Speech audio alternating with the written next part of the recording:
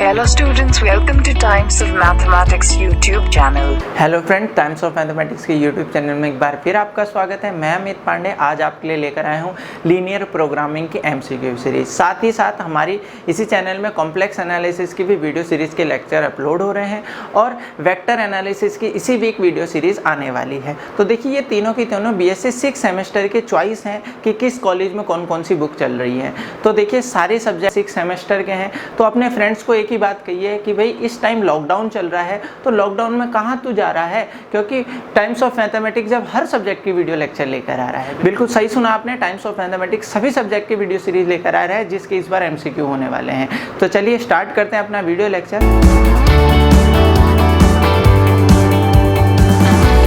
तो बात करते हैं लीनियर प्रोग्रामिंग की। तो देखिए, आपने अभी तक जो 6 सेमेस्टर में पढ़ा होगा ना, इस पूरी बुक को आपने न्यूमेरिकली पढ़ा होगा। आपने सिंप्लेक्स मेथड सॉल्व करा, थोड़े लॉन्ग क्वेश्चंस भी करे होंगे। तो मैं बता दूं, इसके जो MCQ बनने वाले हैं वो 2 टाइप के बनने वाले हैं। थोड़ा सा तो न्यूमेरिकल बेस बनने वाले हैं और कुछ थ्योरेटिकल बेस बनने वाले हैं, मतलब बिल्कुल वन वर्ड आंसर।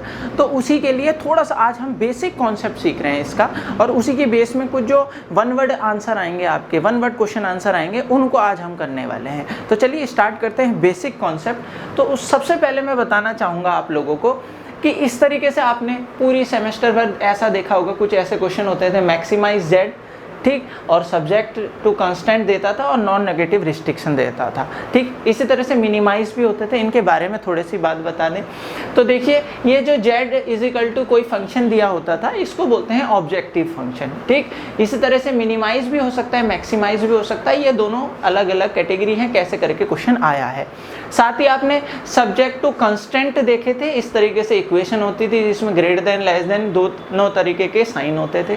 और साथ में ये रिस्ट्रिक्शन आपने बार बार देखी होगी। ये रिस्ट्रिक्शन बताती है फर्स्ट क्वाड्रेंट को बताती है, और ये देखा होगा x > 0, y > 0, इसे बोलते हैं नॉन नेगेटिव रिस्ट्रिक्शन, ठीक है। इस तरीके का क्वेश्चन बना हुआ देखा होगा आपने। इसको सॉल्व करना भी बताएंगे। पहले इससे रिलेटेड जो थ्योरी बेस्ड क्वेश्चन आते हैं उनके ऊपर डिस्कस करेंगे। तो चलिए स्टार्ट करते हैं। थोड़ा सा स्लैग वेरिएबल के बारे में बता दें। स्लैग वेरिएबल होता क्या है? देखिए, स्लैग वेरिएबल किस जगह यूज होता है? इस तरीके के इक्वेशन आप देख रहे होंगे, x + 3y < 60, मतलब x + 3y छोटा है 60 से, ठीक भाई। इनइक्वालिटी लगी है, छोटा है 60 से, इट मीन्स इसमें कुछ ना कुछ ऐड करना पड़ेगा, तभी ये लगभग 60 के इक्वल आएगा। तो जब कुछ चीज़ ऐड करते हैं, मैं बोलूँ SR ऐड किया, कुछ भी चीज़ यहाँ पर लेफ्ट हैंड साइड में ऐड करते हैं, तो वो जो वेरिएबल कहलाता है, जो ऐड करते हैं लेफ्ट हैंड साइड में, उसे कहते हैं slag variable.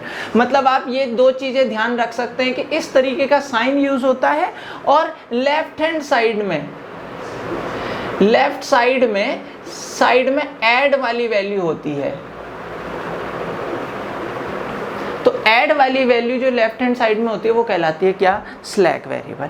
Same thing surplus variable की बात करें। सरप्लस वेरिएबल क्या होता है? देखिए, इस वाली इक्वेशन में देखिए, मिनिमाइज वाली कंडीशन में 2x + y > 6, ये वैल्यू बड़ी है, तो ये 6 के इक्वल कब आएगी? एग्जैक्ट इक्वल कब आएगी? जब यहाँ से कुछ ना कुछ माइनस करेंगे। मैंने बोला SR माइनस करेंगे, तो ये जो माइनस किया गया वेरिएबल है, उसे कहते हैं सरप्लस वेरिएबल। ध्यान देंगे, दोबारा एक बार बता रहा हूं मैं आप लोगों को।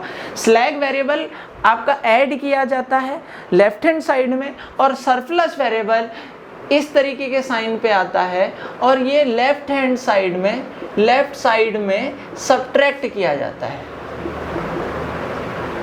ठीक। इतना हिंट काफ़ी है, आप लोग इस चीज़ को याद रखेंगे क्योंकि यहाँ से क्वेश्चन बनने वाला है, ठीक है। और साथ में आप ये भी देख रहे होंगे भाई, मैक्सिमाइज में इस तरीके का साइन होता है, ठीक, मिनिमाइज में इस तरीके का साइन होता है। ये चेंज नहीं होते हैं, आपको ये ध्यान रखना है, ठीक। तो ये चेंजेस हो सकते हैं, मे बी ऐसा हो मैक्सिमाइज में ये इस तरीके से साइन हो, अलग साइन हो। ये अगर मैं इसको ऐसे बना दूँ, ऐसा भी हो सकता था ये, तो फिर हम उसको क्या करते हैं, नेगेटिव साइन से चेंज करके इनइक्वालिटी को बदल देते हैं, ठीक है। नहीं तो बस ये बताना चाहूँगा कि मैक्सिमाइज में इस तरीके का साइन होता है और मिनिमाइज में इस तरीके का साइन होता है, ये भी आपको पता होना चाहिए, ठीक। बात कर लूँ उसके बाद लीनियर। अब ये क्या है? देखिए, आप देख रहे होंगे यूनिट 1 ही है, लीनियर प्रोग्रामिंग प्रॉब्लम, नाम पे ही लीनियर है। तो सारी इक्वेशन, अभी तक आप एक चीज़ आपने नोट करी, जो भी इक्वेशन देख लो सारी की सारी लीनियर है। लीनियर मतलब वेरिएबल की पावर 1। तो ध्यान रखेंगे जितने भी कांस्टेंट है, जितने भी ऑब्जेक्टिव फंक्शन है, जितने भी नॉन रिस्ट्रिक्शंस हैं, all are linear, all linear होंगे। आपको ध्यान रखना पड़ेगा, सारे लीनियर होते हैं, ये भी पूछा जा सकता है। ठीक, सॉल्यूशन की बात कर लें तो देखिए सॉल्यूशन क्या है, इन्हें सॉल्व किया जाता है, फिर वैल्यू निकाली जाती है कि क्या वैल्यू आ रही है, मैक्सिमम वैल्यू या मिनिमम वैल्यू फाइंड किया जाता है, उन्हें बोलते हैं ऑप्टिमम सॉल्यूशन क्या आ रहा है। तो उसके लिए कुछ कंडीशन है जो मेरे को यहाँ पर बतानी है आप लोगों को। तो देखिए इस तरीके से ये लाइन जो है, लाइन जो ड्रॉ करिए वो ये है, लाइन की इक्वेशन है, इन्हें सॉल्व करके लाइन बनाई जाती है और इन इक्वलिटी के बेस पे देखा जाता है कि कौन सा एरिया कवर हो रहा है।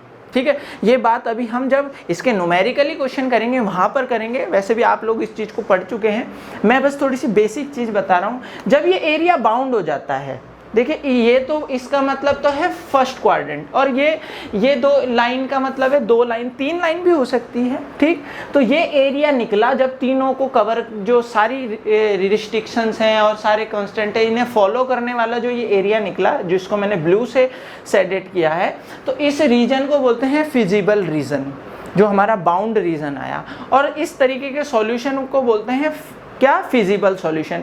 और जो ये पॉइंट्स आए, ये जिन पॉइंट्सों से ये बाउंड हो रहा है इन्हें बोलते हैं क्या, कॉर्नर पॉइंट्स, कॉर्नर पॉइंट्स। अब इन कॉर्नर पॉइंट्स पे ही चेक होती है मैक्सिमम वैल्यू और मिनिमम वैल्यू जो हमारी आ रही है, जब ये बाउंड्री पॉइंट्स सारे मिल जाते हैं। सेम थिंग अगर ऐसा एरिया भी आ सकता है कि भाई जो यहाँ बाउंड नहीं हो रहा हो, अनबाउंडेड हो, तो ऐसे सॉल्यूशन को बोलते हैं अनबाउंडेड सॉल्यूशन, क्योंकि यहाँ पर जेड की वैल्यू मिलती जाती है जैसे कि हमारे क्वेश्चन पे पूछा हुआ होगा। ठीक, साथ में ऐसा एरिया भी बन सकता है कि जो भाई कवर ही ना हो, कोई कॉमन ही नहीं आ रहा हो कोई चीज़, तो ऐसी चीज़ में देखिए ये लाइन इधर को फॉलो हो रही है, ये लाइन इधर को फॉलो कर रही है अपने कंस्टेंट, तो इस तरीके के सॉल्यूशन को बोलते हैं नो सॉल्यूशन। तो ये थोड़ी सी बेसिक चीज़ें थी, आपको ध्यान रखनी है कि किसको ऑब्जेक्टिव फंक्शन को कौन सा कंस्टेंट होता है, कौन नॉन नेगेटिव रिस्ट्रिक्शन होता है। और ध्यान रखना फिजिबल सॉल्यूशन क्या होता है, जो सारी की सारी कंस्टेंट को फॉलो करे, सारे नॉन रिस्ट्रिक्शन को फॉलो करे, उनको फिजिबल सॉल्यूशन कहते हैं। ठीक है, और 2 वेरिएबल के लिए ये बहुत आसानी से निकाला जा सकता है, ये जो ग्राफिकली मेथड है जिस तरीके से ये देख रहे हैं, क्योंकि 3 वेरिएबल में हमें अभी 3D बनानी पड़ जाएगी यहाँ पर, तो थोड़ा सा कॉम्प्लिकेटेड हो जाता है। तो 2 वेरिएबल पे बहुत आसानी से निकाला जाता है। स्लैक वेरिएबल के बारे में बताया था कि लेफ्ट में जाकर ऐड होता है और सरप्लस वेरिएबल लेफ्ट में सब्ट्रैक्ट होता है, लीनियर होती है। ये सारी चीज़ें हमने आज इसमें बता दी। तो चलिए स्टार्ट करते हैं इनके बेस पे कुछ MCQ क्वेश्चन। तो देखिए MCQ क्वेश्चन करेंगे, बहुत आसान होने वाले। चलिए स्टार्ट करते हैं MCQ question. The set of values of the variable x1 x2 x3 so on xn satisfy the constant and non negative restriction of LPP is called. मतलब क्या है इसका, कि जितने भी वेरिएबल्स हैं जो कांस्टेंट और नॉन नेगेटिव रिस्ट्रिक्शन को सेटिस्फाई करते हैं LPP में, उसको क्या कहा जाता है। तो मैंने आपको बताया था जो फिजिबल सॉल्यूशन होता है वो क्या होता है, जो सारी कंडीशन सेटिस्फाई करता है, मतलब जो सारी वैल्यूज सेटिस्फाई करती हैं कांस्टेंट की और नॉन नेगेटिव की। तो डायरेक्टली इसका आंसर क्या हो जाएगा, फिजिबल सॉल्यूशन। तो ये इसका आंसर हो जाएगा। ठीक है, आगे देख रहे हैं second question. The positive variable which are subtract from the left hand side of the constant। याद हो गया होगा आपको, मैंने बताया था स्लैग और सरप्लस के बारे में बताया था कि लेफ्ट हैंड साइड में कौन सब्ट्रैक्ट होता है कौन ऐड होता है। तो यहाँ बोल रहा है positive variable which are subtract, बोल रहा है सब्ट्रैक्ट होता है कहाँ पर, लेफ्ट हैंड साइड पे, किसके, कंस्टेंट के। Convert into inequalities are called the, क्या बोलते हैं उसको, जो सब्ट्रैक्ट। तो सब्ट्रैक्ट के लिए मैंने बताया था कौन होगा, वो सरप्लस होगा। अगर यहाँ पर ऐड होता तो क्या आ जाता, स्लैग वेरिएबल आ जाता। तो देखिए 1 वर्ड आंसर हो रहे हैं, और जो हमने बेसिक चीज स्टार्टिंग में पढ़ी थी उसके बिहाफ पे आंसर आ रहे हैं। देखिए क्या है, how many variables in LPP can be solve easily graphically. मैंने बताया था सिंपली कितने वेरिएबल सॉल्व हो सकते हैं, 2। तो डायरेक्ट आंसर है इसका क्या, 2। ठीक है, तो आप देख रहे होंगे बहुत इजी हो रहा है, 1 वर्ड में हो रहा है।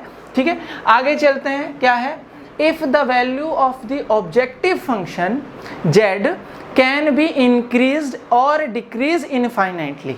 मतलब यदि जो ऑब्जेक्टिव फंक्शन z की वैल्यू है या तो इंक्रीज करे इनफाइनाइटली या डिक्रीज करे infinitely, such solution are called. अब z की वैल्यू इनफाइनाइट है, मतलब बाउंड वैल्यू नहीं मिल रही है। इनफाइनाइट मतलब कि z की बिल्कुल वैल्यू इन्फिनिटी की तरफ को जा रही है वैल्यू रखने पर, तो ऑप्टिमाइज फंक्शन को क्या बोलेंगे इस तरीके के? भैया बाउंडेड तो नहीं बोल सकते क्योंकि फिक्स वैल्यू नहीं मिल पा रही है, ऑप्टिमल सॉल्यूशन भी नहीं बोल सकते क्योंकि सबसे बड़ा सॉल्यूशन नहीं बोल सकते क्योंकि हर पॉइंट पे वैल्यू मिलते जा रही है, इंक्रीज करते जा रही है या डिक्रीज करते जा रही है।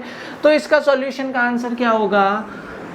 Unbounded solution. ठीक, the system of linear equations in LPP under which the given function is to be optimized are called as, मतलब कि the system of linear equation, जो LPP में लीनियर इक्वेशंस थी हमारी, ऑप्टिमाइज फंक्शन हो गया, constant हो गया, नॉन नेगेटिव रिस्ट्रिक्शंस हो गए, under which the given function, कौन सा ऐसा फंक्शन है जो ऑप्टिमाइज करता है? तो कौन सा ऑप्टिमाइज करता है भाई? लीनियर प्रोग्रामिंग में जो लीनियर इनइक्वालिटीज होती है, इक्वेशंस होती है, तो आप लोगों को पता होना चाहिए कांस्टेंट होता है, ये वाला जो फंक्शन होता है वो ऑप्टिमाइज करता है फंक्शन को। क्योंकि हमने देखा होगा जब मैंने स्टार्टिंग में पढ़ाया था, जो सब्जेक्ट टू कांस्टेंट होती है वही हमारी लाइन बनाती है और इनइक्वालिटी से ही हम क्या चेक करते हैं कि कौन सा है हमारा आंसर। ठीक, तो देखिए 6th क्वेश्चन है, the best use of LP technique, मतलब लीनियर प्रोग्रामिंग टेक्निक जो होती है, is to find an optimal use of, best use काई के लिए? मैन पावर के लिए, मशीन के लिए, मनी के लिए या सभी के लिए? तो देखिए मैं पहले बता दूं, तो ये देखिए लीनियर प्रोग्रामिंग है क्या? ये इस तरीके का एक मेथड है जो हमारे किसी भी तरीके की प्रॉब्लम को एक बेटर सॉल्यूशन देती है। बेटर सॉल्यूशन का मतलब है जैसे हमारी कोई फैक्ट्री है, उसमें जो प्रोडक्शन है कि हम कम इन्वेस्टमेंट में ज़्यादा से ज़्यादा प्रोडक्शन कर सकें, उस तरीके के ये सॉल्यूशन कर देती है, मतलब बेस्ट वे बताती है। तो वो किसी भी यूज़ में हो सकती है कि ज़्यादा से ज़्यादा मनी कैसे कमाया जाए, जैसे ज़्यादा क्या होता है इन्वेस्ट कैसे किया जाए, ज़्यादा से ज़्यादा मैन वर्क पावर को कैसे यूज़ किया जाए, तो ये सारी चीज़ें, या मशीन को ज़्यादा से ज़्यादा कैसे यूज़ किया जाए, तो ये सारा चीज़ें जो भी होता है, डाटा हमें गिवन होता है, हमारे क्वेश्चन पे डाटा गिवन होता है और उसको हम ऑप्टिमाइज करके देखते हैं कि बेस्ट वे क्या निकलेगा। तो ये बेस्ट यूज़ है, ये टेक्निक जो है वो machine power, man power, money power सब के लिए यूज़ की जाती है, मतलब ये ऑल ऑफ दीज इसका आंसर आ जाएगा। ठीक है, तो ये 6 क्वेश्चन थे। इसके आगे क्वेश्चन देखते हैं। In a LPP if the standard primal problem of minimization all the constant involve the sign. अब हमने स्टार्टिंग में बताया था मिनिमाइजेशन में कौन सा साइन इन्वॉल्व होता है भाई? This one, greater than equal to. ठीक है, तो ये इसका आंसर हो गया। डायरेक्ट आंसर आएंगे, if a LPP have no feasible region then say that the problem है, मतलब LPP के पास जब कोई फिजिबल रीज़न नहीं होगा, जब कोई रीज़न ही नहीं होगा तो सॉल्यूशन कैसे होने वाला है? तो देखिए हमने आपको बताया था जब फिजिबल रीज़न बाउंडेड होगा, मतलब जब रीज़न बाउंडेड होगा तो फिजिबल रीज़न मिलेगा, या अनबाउंडेड में फिजिबल रीज़न मिलेगा। बट यहाँ बोल रहा है नो फिजिबल रीज़न, इस चीज़ को ध्यान रखना है, जब रीज़न ही फाइंड नहीं होगा तो ऐसे में सॉल्यूशन, हमने लास्ट वो जो केस बना था हमारा, जब रीज़न ही फाइंड नहीं हो रहा था तो तब कौन सा सॉल्यूशन बनेगा हमारा? No solution. सिंपल है। ठीक, नेक्स्ट पढ़ रहे हैं, solve the LPP graphically the area bounded by equation of the constant are called. अब देखिए वही बात आ गई, फर्स्ट केस आ गया, जब एरिया बाउंड हो जाता है तो तब कैसा सॉल्यूशन बनता है? फिजिबल सॉल्यूशन या फिजिबल रीजन बन जाता है जब एरिया बाउंड हो जाता है। ठीक है, तो सीधे वन वर्ड आ रहा है, बहुत ईजी हो रहा है।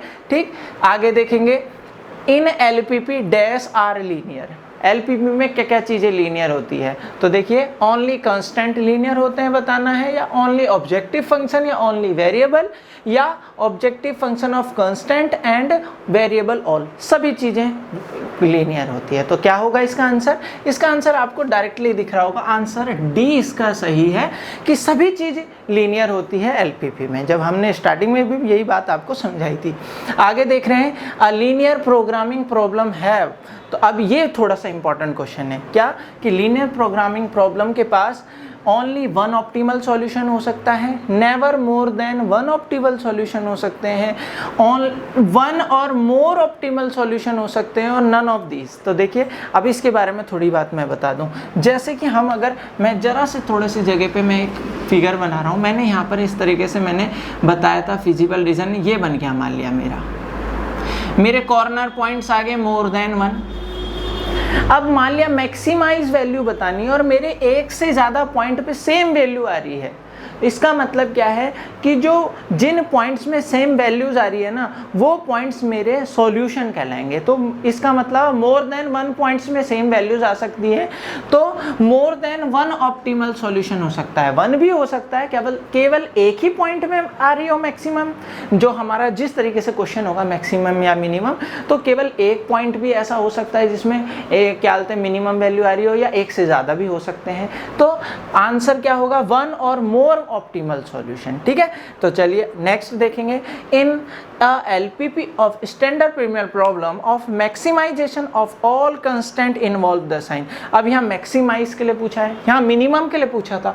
मिनिमम में हमें पता था साइन होता है क्या, इस तरह से ग्रेटर देन, और मैक्सिमम में साइन किस तरीके से होता है, लेस देन इक्वल टू। तो देखिए सारे के सारे ऑब्जेक्टिव मेरे ख्याल से बहुत ही ईजी थे, आप पढ़ते सारे एकदम से कर देंगे।